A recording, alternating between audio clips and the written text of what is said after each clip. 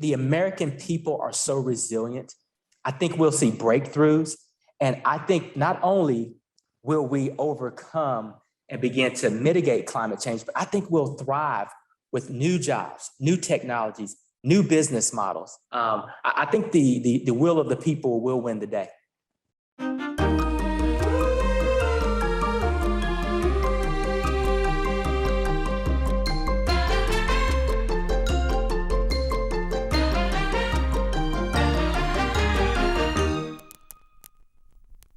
I'm your host, Adam Met, and today we're talking to EPA Administrator Michael Regan. Michael Regan is the 16th Administrator of the EPA, the Environmental Protection Agency, and the first black man to hold the position. He began his career in the EPA 20 years ago, eventually moving on to work with the Environmental Defense Fund. In 2017, he became the Cabinet Secretary of North Carolina's Department of Environmental Quality, where he spearheaded the movement towards a clean energy economy, led cleanups of legacy pollutants, and established North Carolina's first Environmental Justice and Equity Board. As EPA Administrator under President Biden, Regan has emphasized environmental justice, not only putting equity at the forefront of our current initiatives, but also amending previous injustices and setting a precedent for equality in future actions. We talk about working with corporations to reach climate goals, engaging with indigenous communities, and creating green jobs for a green future. A quick reminder that we're planting a tree for every person who subscribes to this podcast, so make sure to hit that subscribe button. And without further ado, here is Michael Regan on Planet Reimagined.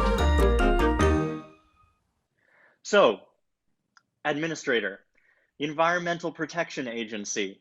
First of all, what is the EPA?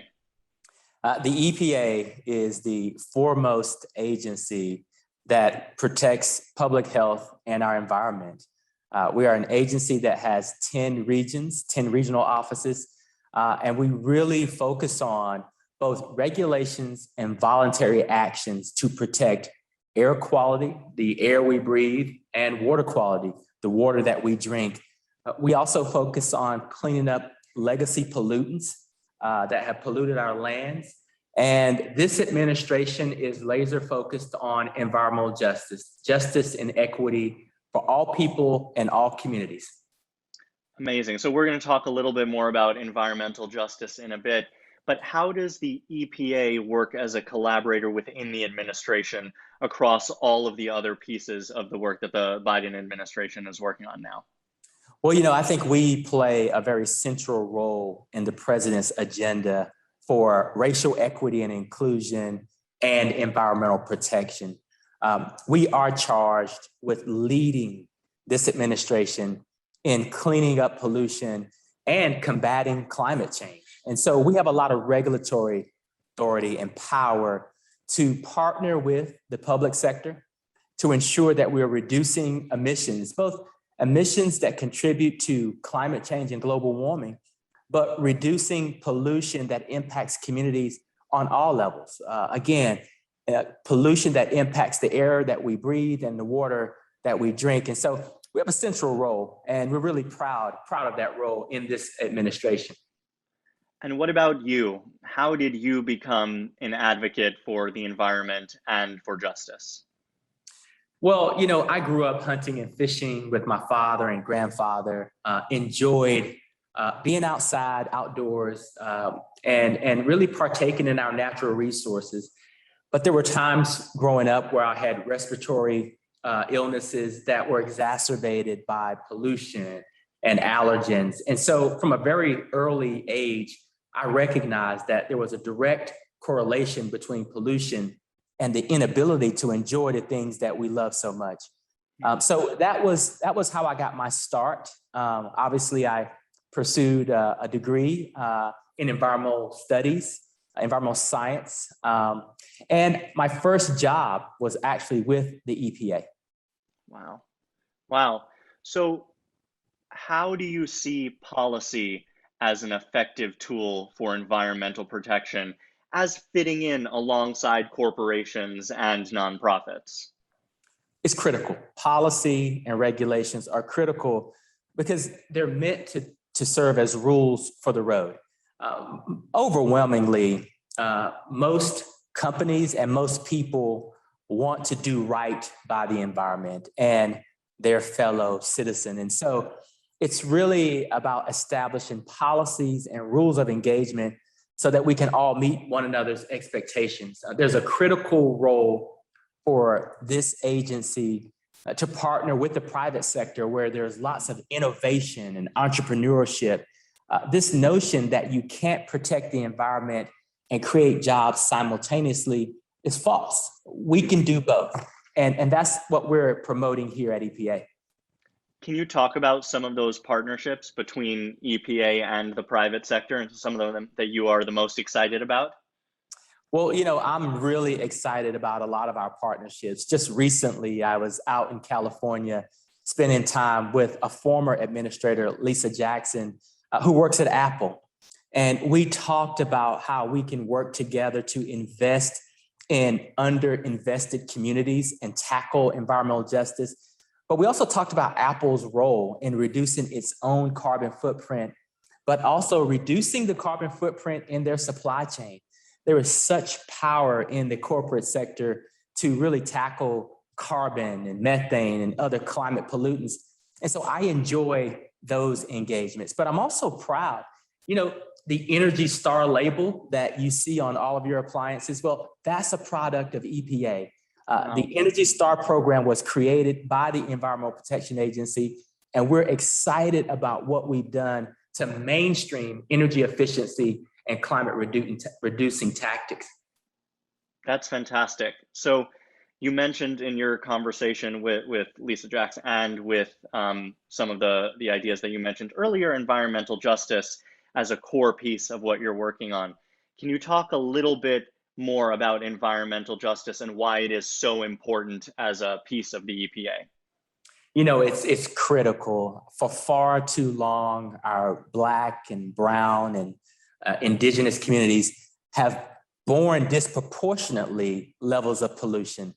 Strategically, facilities were located in communities that did not have the political power or the economic or financial standing to fight back. Those communities now have higher rates of asthma and heart and lung disease. And so it's the job of this agency to protect every single person, every single community. And we believe that if we protect the most vulnerable amongst us, it will serve as a rising tide for protecting all people. And so we want to get it right. We want to address the past transgressions that have occurred. But moving forward, as we think about reducing climate pollution and air pollution and water pollution, we want to do it in a just and fair and equitable way, no matter the color of your skin or your zip code. Everyone deserves equal protection from pollution, and that's what we aim to do. Can you talk about some of the projects a little more specifically in the environmental justice space? I know you were working on projects having to do with water infrastructure, with air quality monitoring, with land revitalization and sustainability. You have partnerships with the UN. Can you talk a little bit more specifically about some of these projects? Absolutely. I think the most exciting thing about the president leading on environmental justice is he's holding all of us accountable, and it makes this job easier and more exciting. I've decided that I want to have a stronger partnership than my predecessors had with our governors, our mayors, and our locally elected officials. The reason being is a lot of these projects are green lighted at the local level.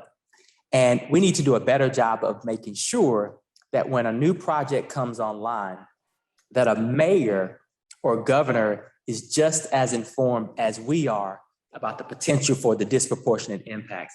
I recently partnered with the mayor of Chicago. There was a car shredding facility that was being moved from the north side of Chicago to the southeast side of Chicago.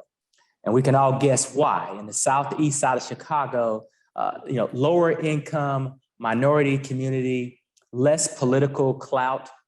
And so the mayor and I decided to put a pause on that permitting and do a closer analysis as to whether or not this facility should be in this community. I've partnered also with other mayors across the country. Right now, I'm working with Mayor Sylvester Turner in Houston to look at a place called Cashmere Gardens, which has had lots of legacy pollution in this community. And we're seeing just really, really exorbitant amounts of cases of cancer, especially among children. And so I'm excited to say that I am getting out from behind the desk here in Washington, D.C., partnering directly with mayors, local economic developers, the corporate sector, to really raise the bar on what we should be doing to protect every single person, no matter his or her societal standing. So one of these communities that you mentioned before that is very near and dear to my heart and a lot of my academic work are indigenous communities. And they, for many generations, have been leaders in the environmental movement. And my dissertation focuses on how do we take renewable energy projects and bring them to indigenous communities as ways to create economic development, but also to expand our renewable energy projects. And I know that you are working with indigenous communities as well. Can you talk a little bit about that? Well, I'm excited to co-chair a subcommittee on the White House Council for Native American Affairs. I've been partnering with Secretary Halan on really refocusing our government to government engagement with our tribal partners. Recently, I was out in Arizona visiting the Navajo Nation, and we were thinking about exactly what you're talking about.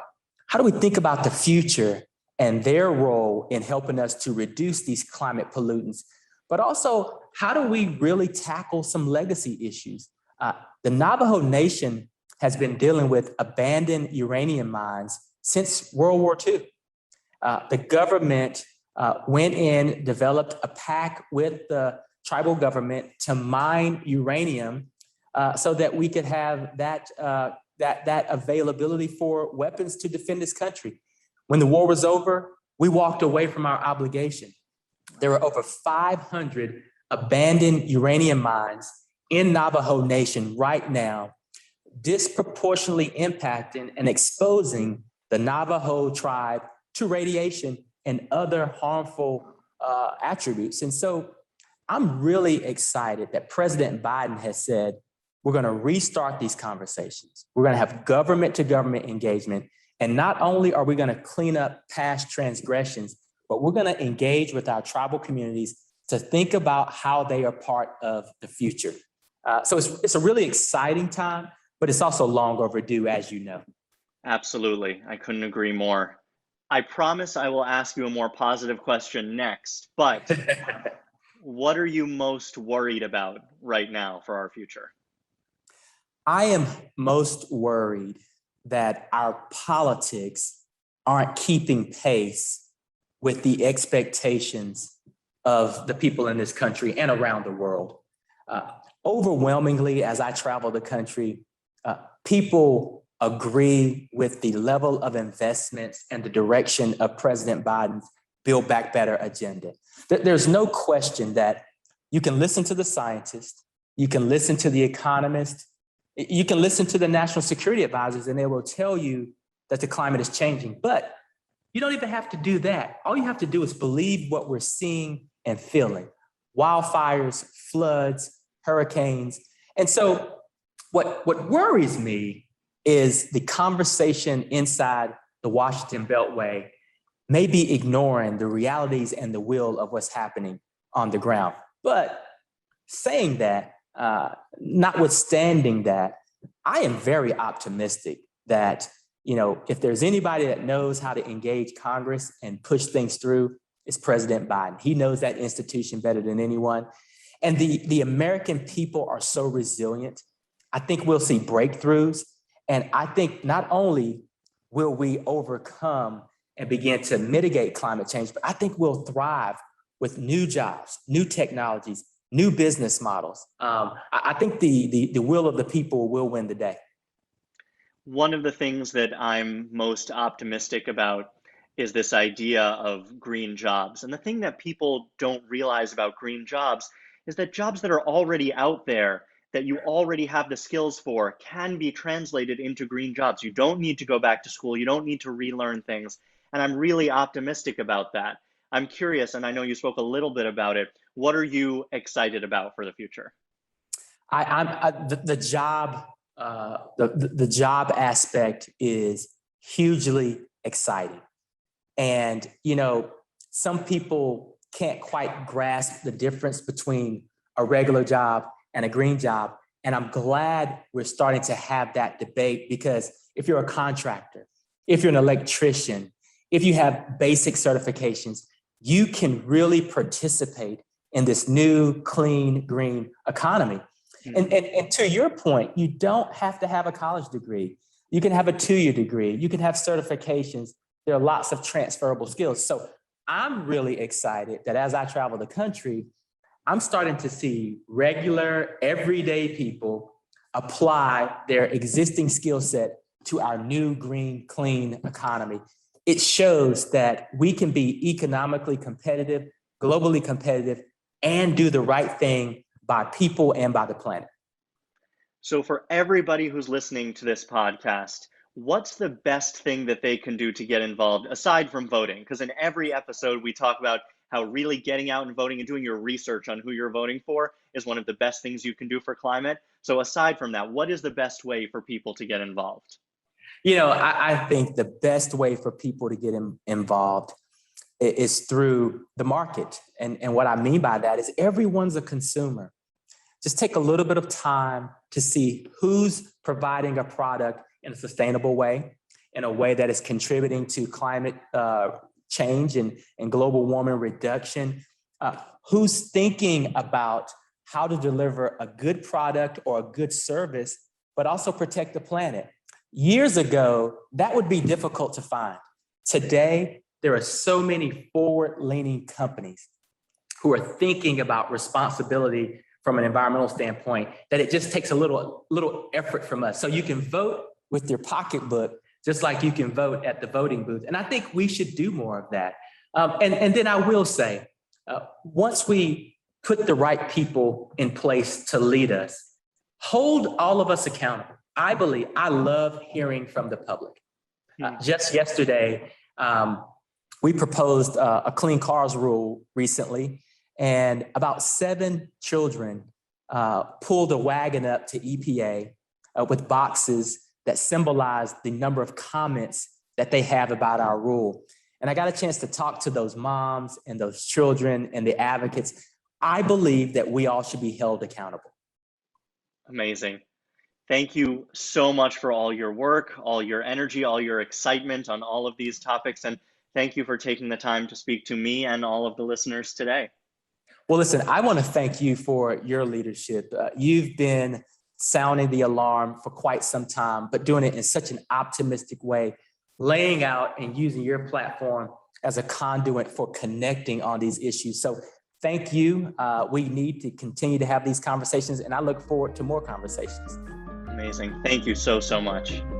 Thank you.